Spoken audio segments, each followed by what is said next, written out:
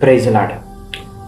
దేవుని పిల్లల పట్ల, మనుషులందరి పట్ల దేవుని చిత్తం ఏంటో, దేవుని ఉద్దేశం ఏంటో ఈ వీడియోలో క్లియర్గా చెప్తాను. అదేవిధంగా సాతానుకున్న ఒకే ఒక్క ముఖ్య ఉద్దేశము ఏంటో కూడా ఈ వీడియోలో చెప్తాను. క్లియర్గా చూడండి.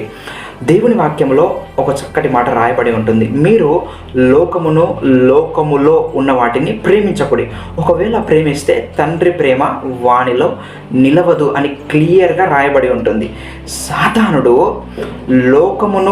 లోకములో ఉన్న దానిని అంతటిని ఉపయోగించి చేసే పనేందయ్యా అని మనము చూసినట్లయితే తండ్రి ప్రేమ, దేవుని ప్రేమ మనలో లేకుండా చేయడమే వాని యొక్క ముఖ్య ఉద్దేశము. దాని కొరకు లోకములో ఉన్న దానిని అంతటినీ ఉపయోగించి చేసే ఒకే ఒక్క పని దేవుని పిల్లలలో, మనుషులలో దేవుని ప్రేమ లేకుండా చేయడము సాతాను యొక్క ఉద్దేశము. కానీ దేవుని ఉద్దేశం ఏందయ్యా అంటే, ఇదిగో 1 యోహాను రాసిన పత్రికలలో రాయబడి ఉంటుంది.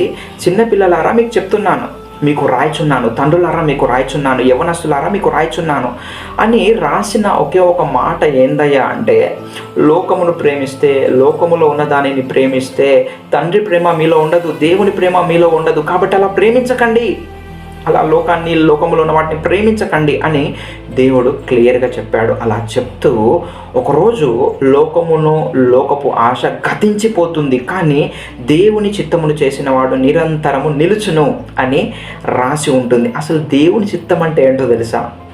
దేవుని చిత్తం చేస్తే నిరంతరం నిలుచును అన్నాడు కదా. ఆ పారాగ్రాఫ్లో చూస్తే దేవుని చిత్తము, దేవుని ప్రేమ మనుషులందరూ కలిగి ఉండుట, దేవుని పిల్లలు కలిగి ఉండటే దేవుని చిత్తము. కానీ సాతానుడు లోకములో ఉన్న దానిని అంతటిని ఉపయోగించి మనలో దేవుని ప్రేమ లేకుండా చేస్తున్నాడు. బైబిల్లో ఇంకో మాట కూడా రాయబడి ఉంటుంది. ప్రేమ, విశ్వాసము, నిరీక్షణ, ఈ 3 నిలుచును, వీటిలో ప్రేమయే శ్రేష్టమైనది అని రాయబడి ఉంటుంది.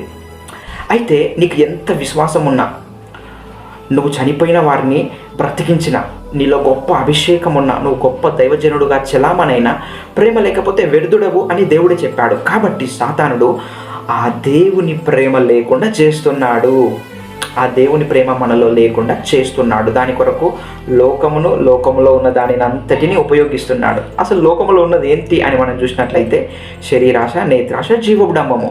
శరీరానికి ఆశ పుట్టించేటివన్నీ, కన్నులకు ఆశ పుట్టించేటి అన్నీ, మనలో గర్వం తెప్పించేటివన్నీ లోకములో పెట్టి మనలో దేవుని ప్రేమ లేకుండా చేస్తున్నాడు. వాని యొక్క ఒకే ఒక్క ఉద్దేశము దేవుని ప్రేమ మనలో లేకుండా చేయడము. కానీ దేవుని యొక్క ఒకే ఒక్క ఉద్దేశము దేవుని ప్రేమ కలిగి మనం